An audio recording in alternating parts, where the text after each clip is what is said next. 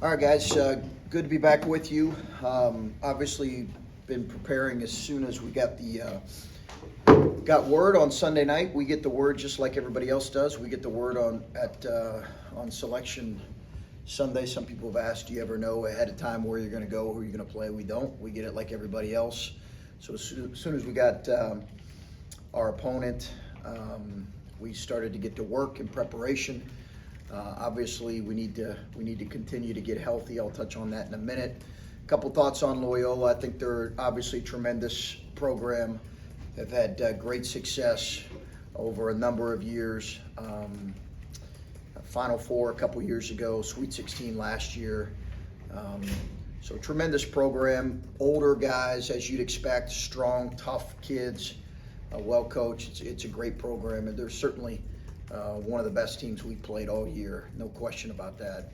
As far as our health right now, we're I think getting healthier. I have no update on Kyle or Zed. Those will be game time decisions right now. And we'll know more here, honestly, in a couple days. I don't have an answer for you right now. Michi? Yeah, Michi's fine. Okay. What can you do with the week of practice that you haven't been able to do in the last couple of weeks? We've just been able to get a little more work in, to play a little bit more, to get up and down. We were not able to do that in this compressed schedule. So, you just have a little bit more time to compete and play against each other. Now we did give them Monday off from practice. They did some skill workouts, but gives you a chance to just kind of get up and down and play a little more. As a coaching staff, when you're coming off of such quick turnarounds like you have been, when you have a week to prepare for one team, what does that enable you to do as a coaching staff? How do you? I'm sure you probably overanalyze things. But, yeah. What are you able to do when you have a full week like you've had to prepare? Well, I think one, you're obviously not near familiar with them as you are with teams in your league, and vice versa. They can say the same. It's a lot of film study. I think you're trying to get a really good feel for them, and we did that starting on Sunday night. You're literally watching, and for a league opponent that you've already played once, you might watch 4 or 5 games. Obviously, for a team like this that we haven't played, you're watching most of their games throughout the year, at least their last 10 to 12. So it just gives you a little bit more time to kind of prepare and put a game plan in, and obviously playing on Friday does as well. Neither of those guys have practiced, have they? Or I'm assuming they've been able to do some things, but not full practices. Coach Williamson, what stands out about him as a defender? Obviously, the 2-time reigning MVC Defensive Player of the Year. He's terrific on both ends. He's a terrific player. I think there's no question he's an NBA player. He's got great versatility. Has been really productive for a long time. I think he played on their Final Four team and played an important role on their Final Four team. So he's a terrific talent. Older kid. They're all older. To be honest with you, they're a very old, strong, physical team, and that's why I think they've had so much success. And then obviously last year, the early exit in the first round, Justin Arns said that you guys have been thinking about that ever since it happened. How much does that play on your mind in terms of something you feel like you have to rectify in this game, or is that not a storyline for you? We've talked about it. We owned it. That was a little bit different. That was a 2-15. Obviously, this is a matchup where I think it's different in that regard. But certainly, we talked about it. We owned it when it happened. And we want to be focused on being healthy and playing well. When you look at that last 5 games, 4 losses, how much is the new season mantra a real thing going on? Well, I think your players feel it. Obviously, I think your guys embrace what kind of this time is all about. I think there's certainly a normal excitement. They still feel the tough stretch we had. I know they do. But I think our challenge is moving forward. And, I think that's the thing I've reminded them. We've had tough stretches. Teams have had tough stretches and then played well. We've had 3 tournament experiences here as a program, and 2 of them we played very well. 2 years we played very well in them. Obviously last year we didn't, and I think as much as anything, the idea of a new season is a good thing. Sorry. Everything okay out there? My other question, I don't even remember at this point, so. Okay. Sorry. Yeah. If you can recall it, we'll come back to you here. You got to be able to play through distraction. Okay? All right? There's a focus required from coaches and reporters, all right? Just looking what Loyola was able to do to Illinois last year, and a lot of that personnel is still back. Yeah. They kind of make you guard the full 30 seconds. Yeah. For you guys, obviously defense has been a little bit of a struggle. Yeah. This year, I mean, what's the challenge there with teams who are going to make you sit down and actually play defense? No, they really attacked in transition. I thought their tournament play, and they were a tournament team before winning that tournament. People thought they weren't, but they were clearly. You look at who they've beaten and how their schedule, but their tournament play was really impressive on the offensive end. They hang their hat on the defensive end. They're outstanding on that end. I think arguably the best defensive team we played. But offensively, they were really good. They were good in transition. They were good at really attacking. And they've got tremendous shooting across the board and a great skill. They've got a really versatile team. So obviously our ability to defend them, both in transition and the half court, is going to be really important. And obviously, you just said Zed and Kyle are still kind of game time decisions there, but that was the case against Michigan State. It kind of gave Joey a chance to maybe emerge in that game. I'm not saying that can you play through Joey again in this situation, but given what the matchup situation is, how much more valuable does he become in a game? Well, his depth is important. Obviously, we don't win that game without him and probably Jamari's play there.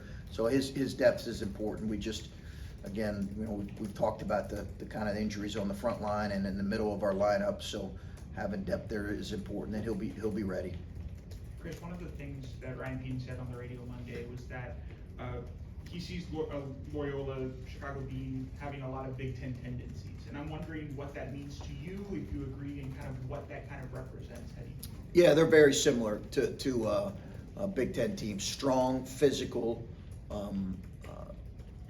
I think they're older than maybe most Big Ten teams, but they're strong and they're physical. Really, really good defensively.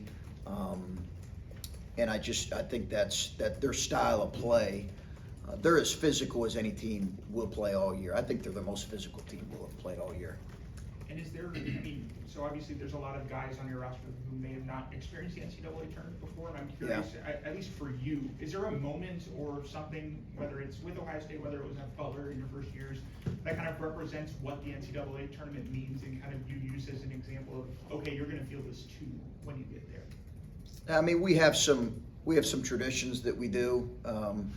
I'll kind of keep those in-house, leading up to it. But, our guys will get the feel for it. It's such a unique experience. When you go there the day before is a lot of media stuff. The day before, practicing in the venue is a unique experience with fans. So I think all that, you're right. We do have a lot of guys that are experiencing it for the first time. It's, their roster, I think, has a roster that's full of a lot of guys who played in that tournament. But I think it'll be an experience that, once it gets to tip, all that stuff's out the door. Do you have to say anything to those guys that are doing this for the first time? Because as you mentioned, there are quite a few of them. No, I think as much as anything, you just try to keep them focusing on doing their job and, competing at a high level. I think that's the most important thing. The stuff around it, they're aware of, but we're not going to spend a whole lot of time talking about it. And you said, I think, in your opening statement that you don't know a ton about them because you haven't played them, but they don't know a ton about you either. I think most of your losses recently have come second or third time playing a team. Is that an advantage, especially given kind of the slump that you guys can use, that they don't know you as well as some of these Big Ten teams do? Yeah, I think any coach this time of year is you ask any coach in the country, and they're excited about getting out of conference play. especially when you play 20 games in league play. And I know they play, I think a lot of league games do, maybe 18. So I think anytime you're jumping out of conference, it's an exciting thing for coaches and players. I want to ask, the second half against Penn State, as I kind of rewatched that, you went 7 minutes, I think, without a field goal, although you did have guys get to the foul line, as you alluded to, I think, after that game. Just seemed like it was an awful lot put on EJ and Malachi in that stretch, and that really from 12 minutes all the way to the end of the game. What can you do to alleviate some of that burden? I know Kyle, if he's there, he's a facilitator, and Zed, a little bit of a threat too if he's available. Just what can you do to have other guys step up in those moments and I think we complement your two? I think we've got to find the way, Steve, to get more balance across the board, and we've got to look as coaches of ways we can do that with guys. I do think we became a little bit too reliant on those two guys, and it was tough for Malachi because they were really physical with him. It's tough to ask a freshman to do. So I do think we just across the board are going to need a little more balance offensively. It's too much to, I think, ask of those guys and expect it, especially against the caliber of defense that we're going to see on Friday. Chris, I think a lot of people are excited to watch Malachi go against Williamson on the offensive end, but I'm kind of curious with the other end, Malachi guarding him. Just what have you observed of Malachi's defense this year? He said here, he's still trying to grow. Obviously, he's only a freshman. I think he said he wants to improve off the ball more than anything. Just what's your assessment of him? He's an 18-year-old, so he's learning. He's learning. He's an 18-year-old going against I don't know how old Williamson is, probably 22, 23. So I do think there's a strength and physicality factor that's going to be a challenge for Malachi. But I think he's anxious he's a kid that just wants to continue to improve, and he's done that throughout the year. Defensively, he needs to. He needs to continue to get better with that. Some of it's a strength issue. Some of the times he gets offensively in trouble is a strength issue as well. There's not a whole lot you can do about that, but I know he's got great respect for Williamson. And they're a very high assist rate team. They're good on both ends of the floor with assist rate, but I'm wondering what makes a defense good in terms of assist rate. Like what are the hallmarks of a defense that is good at limiting an opponent's assists? They really they extend, they pressure, they force you into a lot of one-on-one plays.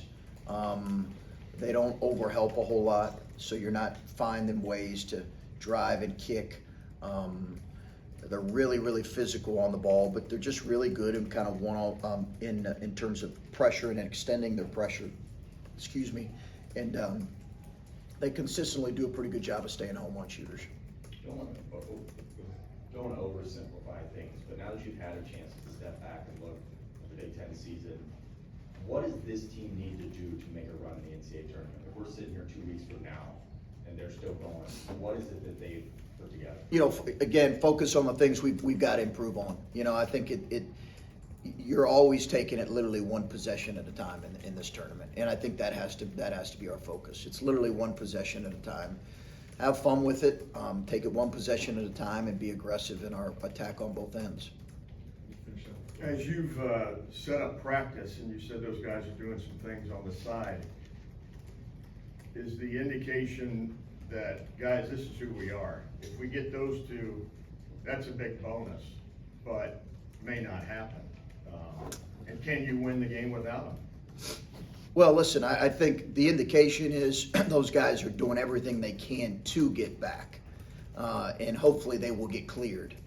And we'll see what our roster is on game day. I just don't know right now, Clay. But I think it's not this is our guys that's going to play. This is our group that's not going to play. Yeah. Our guys understand we've had a season unlike any others with injury, Clay. So they understand it is next man up, and the next guy needs to be ready to play and perform at a high level.